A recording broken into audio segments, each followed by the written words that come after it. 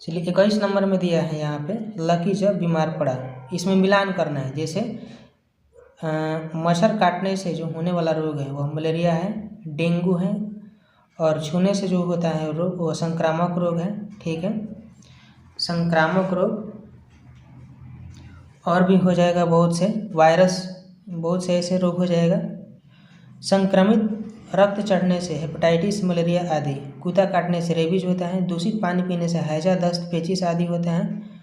और दूषित खाना खाने से हैजा, बेटुलिज्म आदि होते हैं। अत्यधिक शराब का सेवन करने से यकृत रोग, लीवर रोग, कैंसर, हृदय रोग इत्यादि ऐसे बहुत से जैसे कब्ज हो जाएगा, और भी बहुत से ऐसे समस्याएं देखने को मिलता है। ठीक है, गतिविधि 2 में दिया गया है कि नीचे कुछ बीमारियों और उनके प्राथमिक उपचार दिए गए हैं, सही मिलान कीजिए। जैसे डायरिया तो ORS का घोल पिलाना होता है इसमें,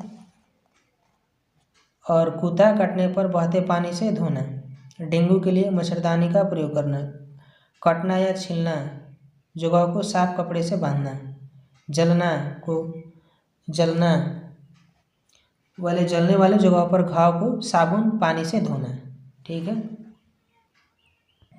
गतिविधि 3 में यहाँ पे दिया गया है कि एक व्यक्ति से दूसरे व्यक्ति के संपर्क में आने से होने वाले रोगों की सूची बनाइए। तो सर्दी है, और chicken pox, hepatitis B, flu है, और दाद है, एड्स है, कोविड-19 जैसे वायरस, बहुत से ऐसे वायरस हो जाएंगे, हेपेटाइटिस ए और सुजाक हो जाएगा, और भी बहुत से संक्रमित जो बीमारी है, ठीक है, वो भी संक्रमित बीमारी हो जाएगा एक दूसरे के चपेट में आने से। जैसे बुखार है, ठीक है, वायरल फीवर है, उसके भी चपेट में आने से ऐसे एक दूसरे से हो जाएगा। इस प्रकार से हमारे संपर्क में एक दूसरे के आने से ये रोग फैलते हैं। गतिविधि 4 में दिया गया है कि डेंगू बुखार से किस प्रकार बचा जा सकता है, बताइए। तो डेंगू बुखार से बचने के लिए कुछ प्रमुख प्रकार से बचा जा सकते हैं। जैसे मच्छरों के काटने से बचना सबसे महत्वपूर्ण है, और मच्छरों का दवा का छिड़काव अपने आसपास नालों और घासों में छिड़के।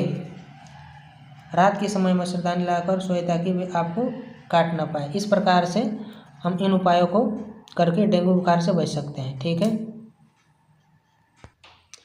गतिविधि 5 में दिया गया है कि संक्रामक बीमारी से ग्रस्त व्यक्ति की मदद हम किस प्रकार कर सकते हैं। तो संक्रामक बीमारी से ग्रस्त व्यक्ति की मदद हम कई प्रकार से कर सकते हैं, जिसमें से प्रमुख तरीकों को लिखा गया है, जिनमें व्यक्तिगत स्वच्छता, उचित चिकित्सा देखभाल और जागरूकता फैलाना सबसे महत्वपूर्ण कथन है। इस प्रकार हम संक्रामक बीमारी से बचने या ग्रस्त व्यक्ति को सहायता प्रदान कर सकते हैं।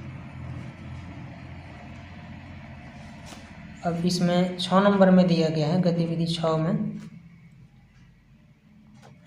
कि अगर आप एक प्राथमिक उपचार किट बनाना चाहते हैं तो आप उसमें किन किन चीज़ों को शामिल करेंगे। एक प्राथमिक चिकित्सा किट में विभिन्न प्रकार के पट्टे, एंटीसेप्टिक, दर्द निवारक, दस्ताने, कैंची, चिमटी और अन्य आवश्यक वस्तुएं शामिल होनी चाहिए। इसके अतिरिक्त व्यक्तिगत दवाएं और आपातकालीन संपर्क जानकारी भी शामिल करना एक अच्छा विचार है। ये सभी वस्तुएं अवश्य रखेंगे अपने प्राथमिक चिकित्सा किट में।